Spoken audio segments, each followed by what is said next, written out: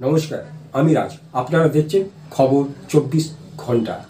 বিংশ শতাব্দীর এই অশান্ত উদ্ভ্রান্ত জীবন আমাদের পথভ্রষ্ট, লক্ষ্যভ্রষ্ট, নীতিভ্রষ্ট, আদর্শ ভ্রষ্ট করতে পারিনি।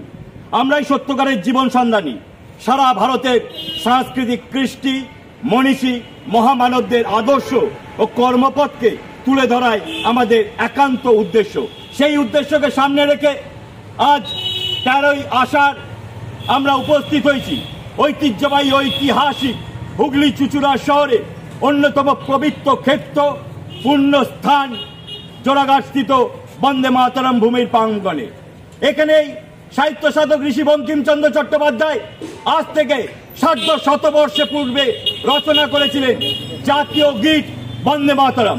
সেই ভবনেই ঋষি বঙ্কিমচন্দ্র চট্টোপাধ্যায়ের 187তম পূর্ণ আবির্ভাব দিবসে তার প্রতি যথাযথ সম্মান এবং শ্রদ্ধা জানাতে আমরা এখানে উপস্থিত হয়েছি।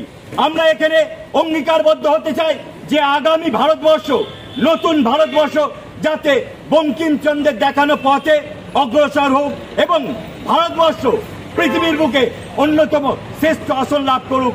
এই অঙ্গীকারবদ্ধ হয়ে আগামী দিনে বঙ্কিমচন্দ্রের ধারায় আমরা অগ্রসর হব এবং সামাজিক কর্তব্য পালন করব। এই প্রতিজ্ঞাবদ্ধ হয়ে আমরা সংক্ষিপ্ত অনুষ্ঠান পালন করলাম।